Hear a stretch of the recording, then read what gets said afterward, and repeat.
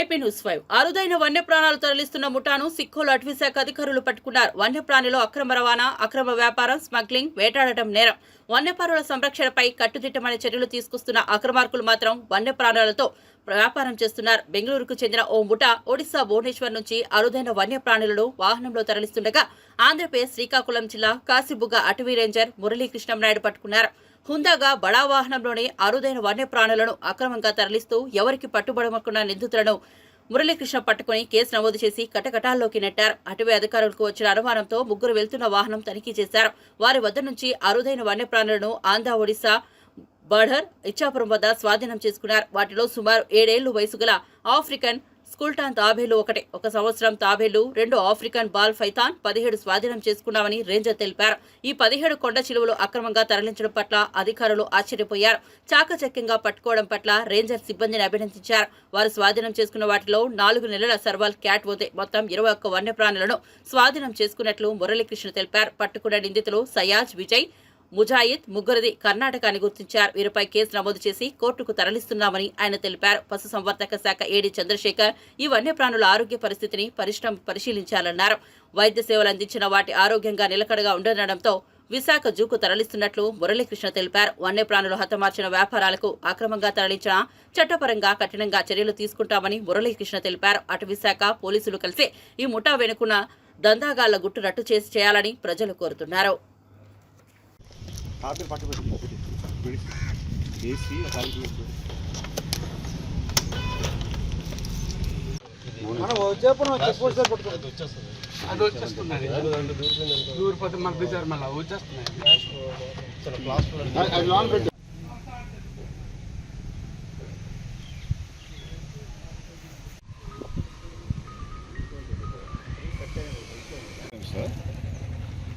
African breed. Exotic animal. Sir.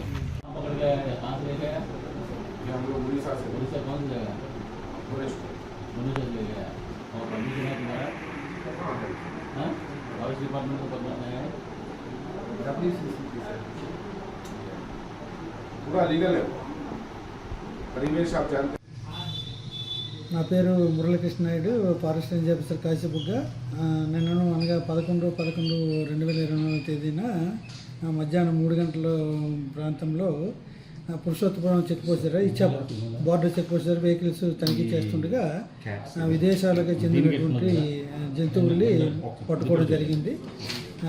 ఆ vehicle Maharashtra registration, vehicle owner Karnataka.